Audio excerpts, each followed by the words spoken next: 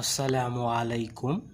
আমরা যারা সেলসে কাজ করি তারা আমাদের যে মাসিক টার্গেট থাকে সেটা আমরা মাসের শুরু থেকে প্ল্যান করে সেলস করতে থাকব।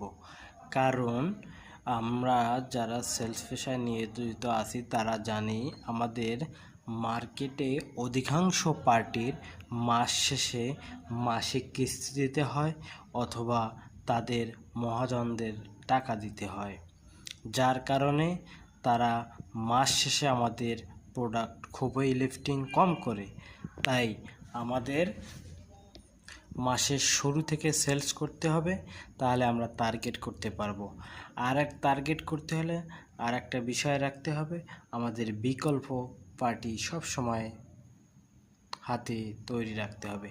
কারণ আমার মার্কেটে একটা বড় পার্টি যদি প্রোডাক্ট না নেয় তবু কিন্তু আমার মাস শেষে টার্গেট করতে হবে। আর যেহেতু বড় পার্টিটা অনেক সময় টার্গেট বা তার প্রোডাক্ট সেলস কম হওয়ার কারণে, বিশেষ কারণে তার মাস শেষে কিস্তি মহাজনদের টাকা দেওয়ার কারণে সে কিন্তু আমাদের প্রোডাক্ট নাও নিতে পারে। তাই আমাদের কি করতে হবে, সব সমান রাখতে হবে। একটা পার্টি যদি আমার 10 লক্ষ টাকার প্রোডাক্ট না নেয়, যে পার্টিটা মান্থলি আমার 10 লক্ষ টাকার প্রোডাক্ট লিফটিং করে, সে যদি আমার 10 লাখ টাকার প্রোডাক্ট না নেয়, ওই 10 লক্ষ টাকার অন্য অন্য পার্টিদের কাছ থেকে আনার জন্য আমাদের আগে থেকে প্ল্যান রাখতে হবে এবং সেই প্ল্যান অনুযায়ী কাজ করতে হবে।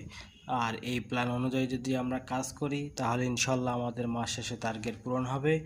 আজ এই পর্যন্তই। যারা আমার চ্যানেলটিতে নতুন তারা অবশ্যই চ্যানেলটি সাবস্ক্রাইব করে পাশে থাকবেন।